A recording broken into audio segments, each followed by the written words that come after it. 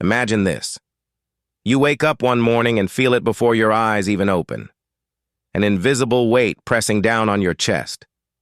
There's no disaster, no fire to put out, no enemy to fight. And yet, something is wrong. You're exhausted, but you just slept. You feel behind, but you've been trying so hard.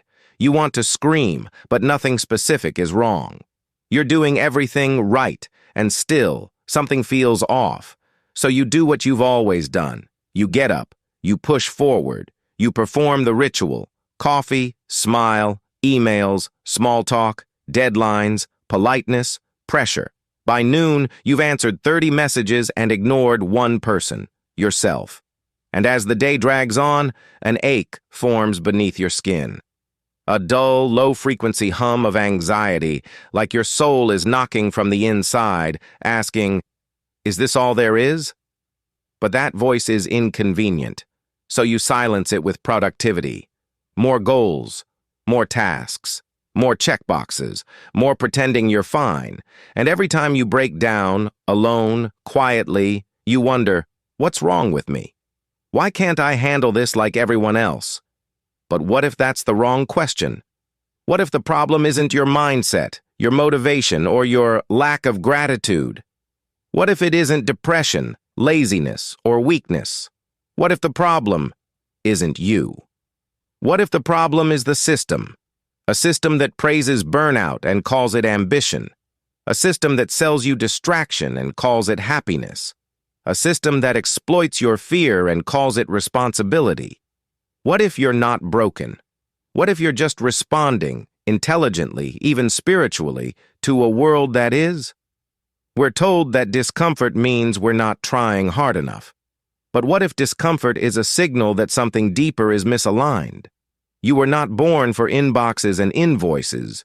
You were not created to exist on a hamster wheel of obligations while your heart withers. So the question becomes, what if your suffering isn't a personal failure, but a perfectly sane reaction to an insane world? Let's go deeper. Let's unravel how this system was built, how it manipulates psychology, redefines value, and programs you to betray your soul just to fit in. Because before you can break free from the trap, you have to see the bars. The bars are invisible because they've been there your whole life. From the moment you were born, you were dropped into a system that whispered rules you didn't know you were learning. Smile to be liked, achieve to be seen, obey to be safe, perform to be loved. And what began as social conditioning quietly evolved into self-regulation. You didn't need external control anymore. You became your own warden. You believed it was all your fault. That if you felt empty, disconnected, anxious, it was because something inside you was flawed. But in truth, you were reacting exactly as you were trained to, in a system designed to extract, not nurture. Society's invisible curriculum. You were told to chase success, but never taught how to define it on your own terms. You were taught to be productive, but not how to be present. You were praised for being obedient, but not for being authentic. This isn't random, it's design. The modern industrial system, shaped by centuries of economic and political evolution, was built to value utility over humanity. As machines replaced labor, humans had to become machine-like to keep up. The reward for compliance? A paycheck, a title, a fleeting sense of enough. The cost? Your aliveness. Jung and the shadow of conformity. Carl Jung spoke of the collective unconscious, a shared reservoir of beliefs, instincts, and symbols that shape how we see ourselves and others. Within that collective psyche lies the persona, the mask we wear to function in society. But every mask casts a shadow. When we over-identify with our roles, employee, parent, achiever, hero, we push the unwanted parts of ourselves into the unconscious, the sensitive, the rebellious, the intuitive, the wild. The system reinforces this. Don't cry, don't question, don't feel too much, don't slow down, and so we fracture, and then we forget. until one day we wake up as strangers to ourselves, dressed in success, starving for authenticity. Nietzsche and the lie of obedience, Friedrich Nietzsche warned of a culture shaped by herd morality, where truth is not what is true, but what is useful to the group's stability. In such a world, the individual loses their compass. They surrender their instincts for the comfort of belonging. You weren't taught to trust your gut. You were taught to trust authority, to trust systems, to trust what everyone else is doing, even if your soul screams otherwise. Nietzsche didn't see this as weakness. He saw it as tragedy, the slow erasure of the self beneath layers of conformity. Huxley's dystopia of distraction. Aldous Huxley, in Brave New World, imagined a society not controlled by fear, but by pleasure and stimulation. People didn't need to be imprisoned. They were pacified, entertained, flooded with dopamine until they forgot what it meant to feel anything real. Sound familiar? Scroll, buy, consume, smile, repeat. The system doesn't demand your terror. It prefers your numbness. Because a person who is numb is controllable. They won't rebel. They'll self-soothe. They'll blame themselves for their pain and keep chasing whatever product promises relief. Viktor Frankl and the Search for Meaning. In Man's Search for Meaning, Viktor Frankl, a survivor of the Holocaust, wrote that human beings can endure any suffering if they believe it has meaning. But what happens in a culture that strips life of depth? You're told to pursue happiness, not meaning. Pleasure, not purpose. Comfort, not courage. And when you inevitably feel hollow, you're told to work harder, smile bigger, buy more, hustle louder. But the truth is simpler and more subversive. You don't feel broken because you're weak. You feel broken because you were never meant to live like this. The system didn't ask what you needed. It told you what you should be, and you've been chasing that illusion ever since. But now you're beginning to see it. The quiet lie behind every productivity hack. The emptiness behind every achievement badge. The suffering masked as normal life. The question now is, what is this doing to us, mentally, emotionally, spiritually, beneath the surface? Let's explore the unseen consequences that so many carry but few can name. You wake up tired, not from lack of sleep, but from pretending. You go through your day with a smile stretched across your face like armor, completing tasks that feel meaningless, performing a version of life that looks successful but feels vacant. And you wonder why everything feels heavy. You wonder why rest doesn't feel restful, why joy feels unreachable, why you can't stop thinking about escaping, even when there's nowhere else to go. This is not weakness. This is not laziness. This is not a personal failure. This is the system quietly dismantling your inner world. The death of meaning. One of the most profound consequences of living in a system that values productivity over purpose is the erosion of meaning itself.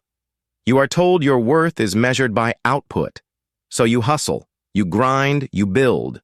But as you climb, you begin to notice. Every milestone feels increasingly hollow. The promotion, the car, the perfect schedule, the followers, they land and then vanish like vapor. Why? Because they weren't rooted in your essence. They were assigned to you, templates of success given by a culture that profits from your chase. And so you run faster. But all you're chasing is a mirage. The result? A soul that no longer knows what it values, only what it should value. Chronic anxiety and emotional numbness. When your nervous system is constantly bombarded with stimulation, comparison, pressure, and surveillance, it doesn't have time to rest. It only has time to adapt. So it does what it must. It becomes hyper-vigilant. You scan for threats, emails, deadlines, judgments, or it goes numb. You detach, you scroll, you self-soothe through consumption. This is not weakness, it's neurological survival. But over time, your capacity for authentic feeling begins to shrink. Joy feels fleeting, sadness feels dangerous, stillness feels intolerable. And so, you stay in motion, Not because you're ambitious, but because you're afraid of what might surface if you stop. Disconnection from self and others. In a system that trains you to perform, authentic connection becomes rare. You present your curated self to the world. Others do the same, and everyone silently wonders why they feel so alone. You attend meetings, parties, Zoom calls, group chats, and leave feeling emptier than before, because true intimacy requires presence, not performance. But performance is what the system trains you to do best. You're surrounded by people, yet unseen. You're applauded for being strong, yet feel fragile. You're liked, but not known. This isn't social failure, it's cultural design. Learned helplessness. Eventually, a deeper shift happens, one so subtle it's almost invisible. You stop believing things can be different. You try therapy, a new job, a new partner, a better routine, a cleaner diet, a productivity app, and for a while, it helps. But the ache returns, the emptiness reappears, and you start to internalize a lie so many quietly carry. Maybe it's just me, but it's not. You're not responding poorly to life. You're responding appropriately to a life that was never designed to support your humanity. The system wasn't built to make you whole. It was built to make you useful. And slowly, your deepest dreams, the ones that once lit you up, get filed under unrealistic. That's not depression. That's a soul adapting to captivity. The silent scream. There comes a moment where you look at your life and feel it. The quiet scream inside. The one that says, I can't keep doing this. And you look around, and no one else seems to be screaming. So you mute it. Again. But the scream is truth. The scream is your real self, buried alive under roles, routines, and responsibilities. And the longer it's ignored, the more your body speaks on its behalf. Panic attacks, insomnia, chronic fatigue, dissociation, not as pathology, but as resistance. Your body remembers what your mind was trained to forget. You weren't meant to live like this. The consequences are everywhere. In our hospitals, in our classrooms, in our relationships, in our mirrors. But before healing can begin, we must confront the root. Not in ourselves, but in the system that taught us to abandon ourselves. So what does breaking free look like? Not rebellion in the streets, but revolution in the soul. Let's talk about that next. It begins not with a roar, but with a whisper.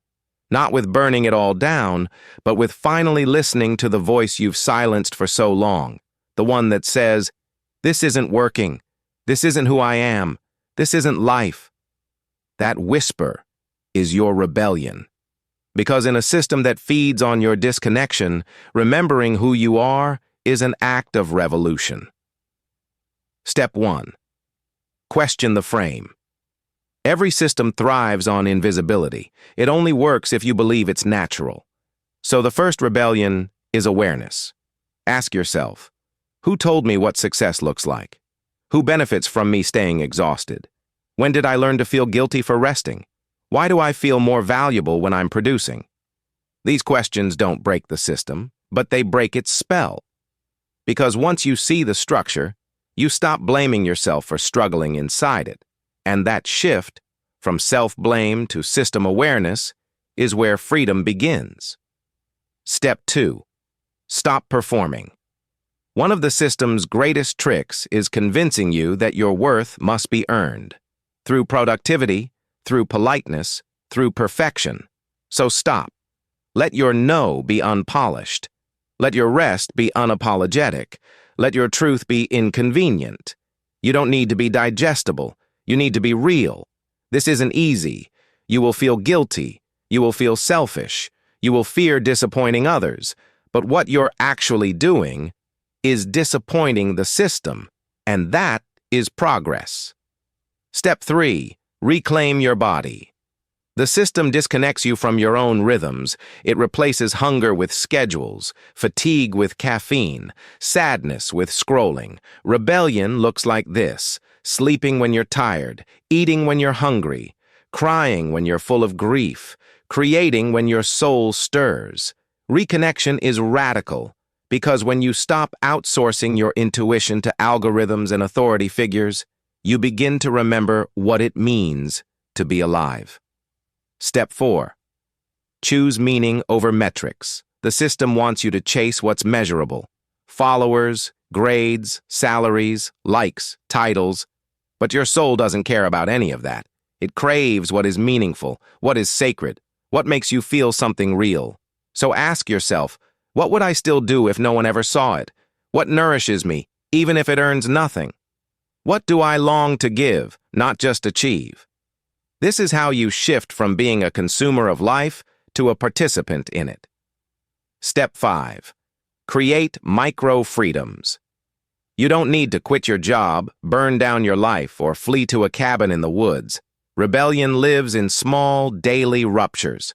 Turning off your phone instead of numbing with it, saying no without explanation, leaving an email unanswered, taking a walk with no destination, sitting in silence, even when it feels unbearable.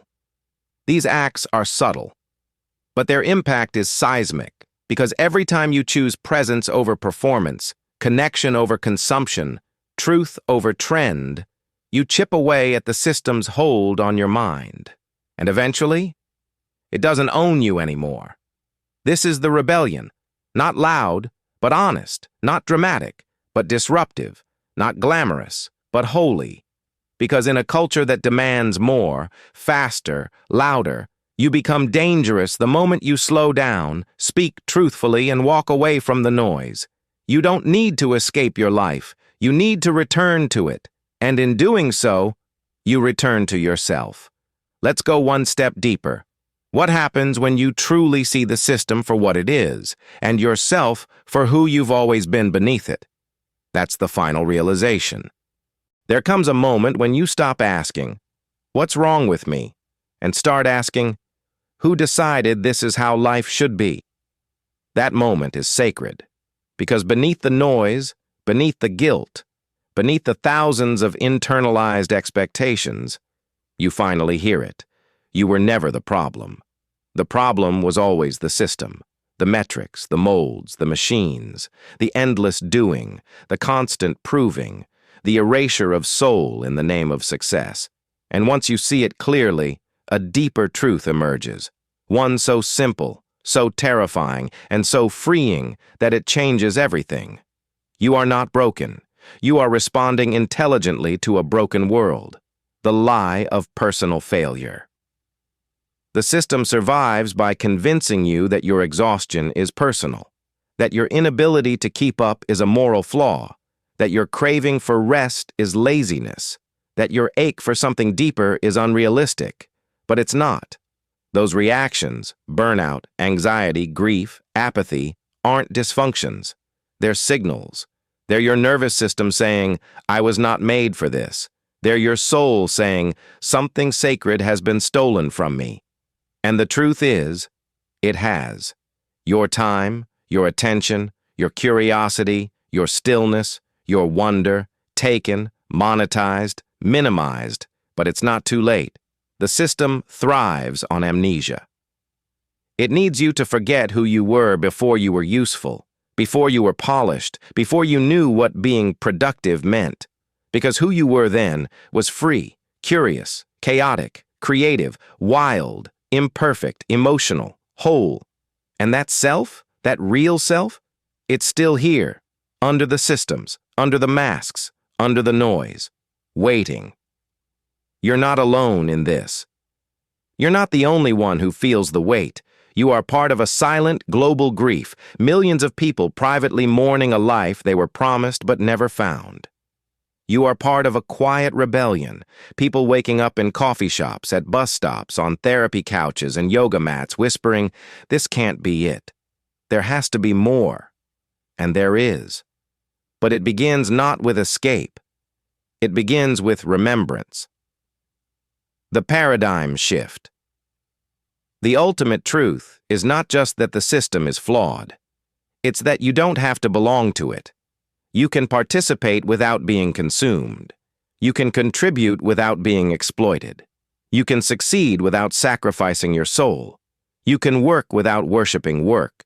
You can rest without apologizing. You can live by a deeper rhythm, a rhythm that honors your body, your truth, your slowness, your joy. The system doesn't want that, but your soul does. The final invitation. So here it is. Step off the stage. Put down the performance. Refuse the script. Reclaim your breath. Let the world spin faster and faster if it must. You will walk slower. You will speak softer. You will listen deeper. And in doing so, you will remember that you were never here to compete, or perform, or chase. You were here to be, fully, messily, beautifully. You. The problem isn't you. The system just forgot what a human being actually is. And you're here to remind it, not with noise, not with rage, but with presence. Welcome back.